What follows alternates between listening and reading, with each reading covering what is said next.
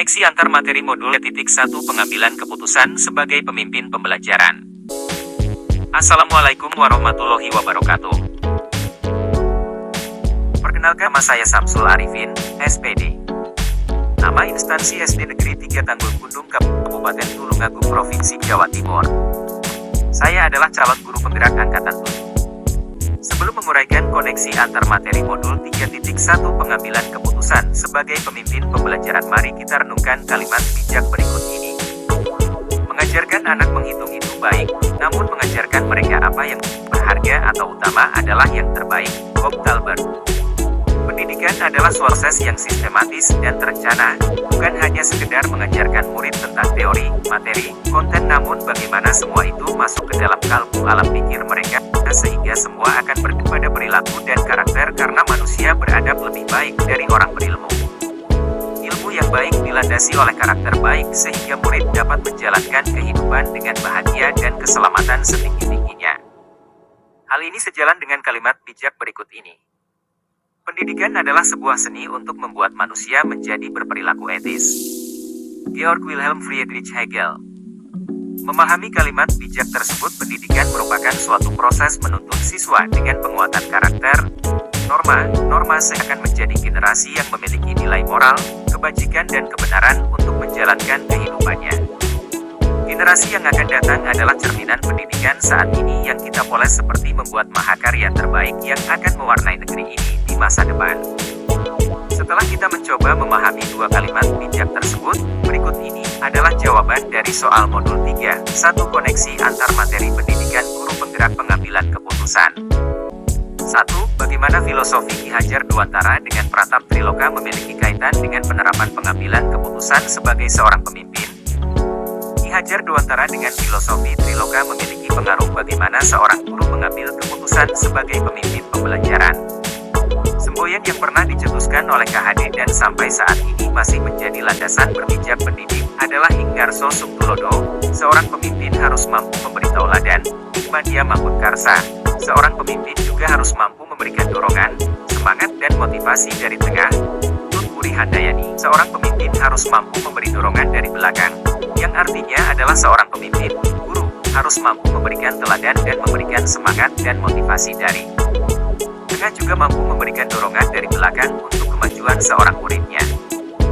2. Bagaimana nilai-nilai yang tertanam dalam diri kita berpengaruh kepada prinsip-prinsip yang kita ambil dalam pengambilan suatu keputusan. Proses pengambilan keputusan yang bertanggung jawab dan kompetensi kesadaran diri, self-awareness, pengelolaan diri, self-management, kesadaran sosial, social awareness, dan keterampilan berhubungan sosial, relationship skills, akan mewujudkan Tut Wuri Handayani dengan memberikan dorongan secara moral maupun material bagi semua warga sekolah tak terkecuali murid-murid kita. 3. Bagaimana materi pengambilan keputusan berkaitan dengan kegiatan, coaching, bimbingan, yang diberikan pendamping atau fasilitator dalam perjalanan proses pembelajaran kita, terutama dalam pengujian pengambilan keputusan yang telah kita ambil. Apakah pengambilan keputusan tersebut telah efektif? Masihkah ada pertanyaan-pertanyaan dalam diri kita atas pengambilan keputusan tersebut?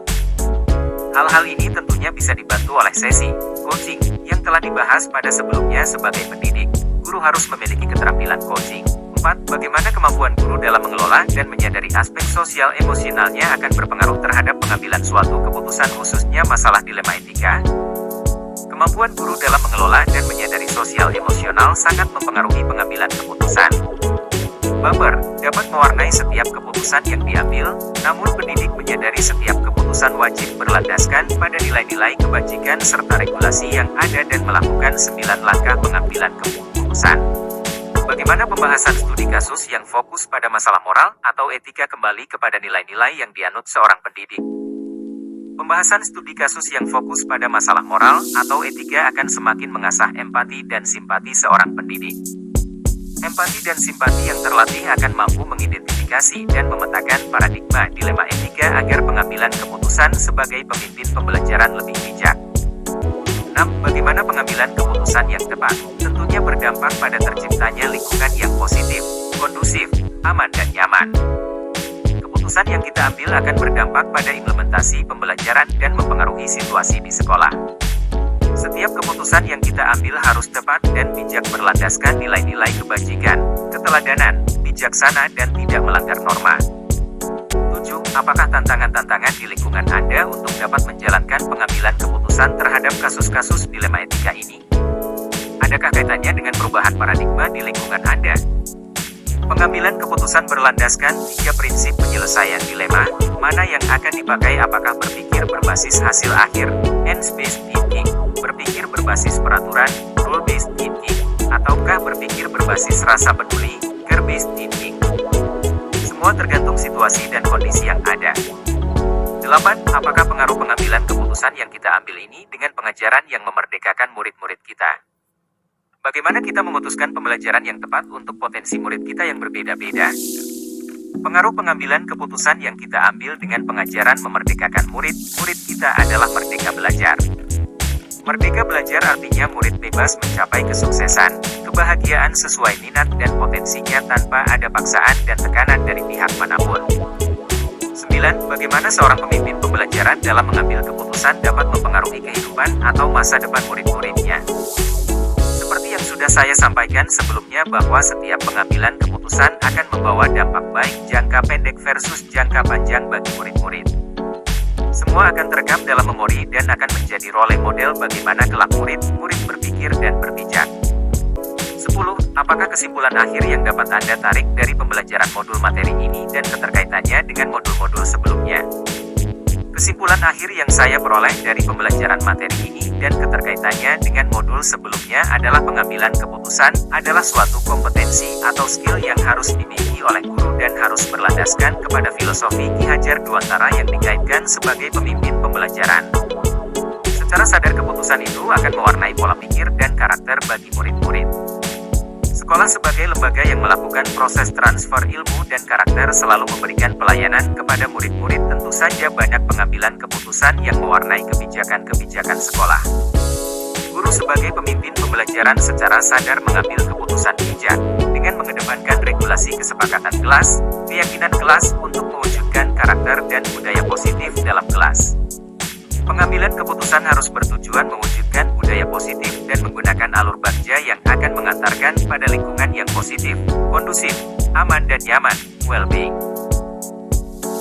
11. Sejauh mana pemahaman Anda tentang konsep-konsep yang telah Anda pelajari di modul ini, yaitu dilema etika dan bujukan moral, 4 paradigma pengambilan keputusan, 3 prinsip pengambilan keputusan, dan 9 langkah pengambilan dan pengujian keputusan.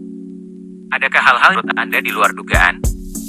Yang saya pahami dari konsep-konsep modul ini adalah ada 4 paradigma pengambilan keputusan, 3 prinsip mengambil keputusan, 9 tahapan pengambilan dan pengujian keputusan yang keseluruhan telah dijelaskan di atas. Kemudian hal-hal yang menurut saya di luar dugaan adalah ternyata dalam pengambilan keputusan selama ini saya berpikir terlalu cepat dan reaktif sehingga keputusan yang saya ambil perlu ditinjau kembali agar tidak merugikan banyak orang. 12. Sebelum mempelajari modul ini, pernahkah Anda menerapkan pengambilan keputusan sebagai pemimpin dalam situasi moral dilema? Bila mana pernah, apa bedanya dengan apa yang Anda pelajari di modul ini? Sebelum mempelajari modul ini saya pernah mengambil keputusan dengan situasi dilema etika. Namun, tidak mengikuti 9 langkah pengambilan keputusan. Keputusan yang saya ambil biasanya hanya dari 2 hal. Yang pertama sesuai dengan regulasi dan tidak merugikan orang lain. 13. Bagaimana dampak mempelajari konsep ini buat Anda? Perubahan apa yang terjadi pada cara Anda dalam mengambil keputusan sebelum dan sesudah mengikuti pembelajaran modul ini? Sebelumnya izinkan saya bersyukur atas apa yang sudah saya temui pada modul 3.1 ini. Banyak ilmu yang saya terima dan insya Allah akan sangat bermanfaat untuk hari ini dan masa yang akan datang. Konsep yang saya pelajari memberikan dampak luar biasa bagi pola pikir saya. 14. Seberapa penting mempelajari topik modul ini bagi Anda sebagai seorang individu dan Anda sebagai seorang pemimpin? Bagi saya materi pada modul 3.1 sangat penting dan bermakna. Di lingkungan sekolah guru sebagai pemimpin pembelajaran dan sebagai warga sekolah banyak keputusan yang akan dikeluarkan menghasilkan kebijakan yang akan mewarnai perjalanan sekolah untuk mewujudkan merdeka belajar dan profil pelajar Pancasila. Demikian presentasi koneksi antar materi modul 3.1 yang dapat saya sampaikan. Tentu banyak salah dan hilaf, saya mohon maaf yang sebesar-besarnya. Guru penggerak angkatan 7 hebat dan luar biasa. Guru penggerak, tergerak bergerak menggerakkan. Wassalamualaikum warahmatullahi wabarakatuh.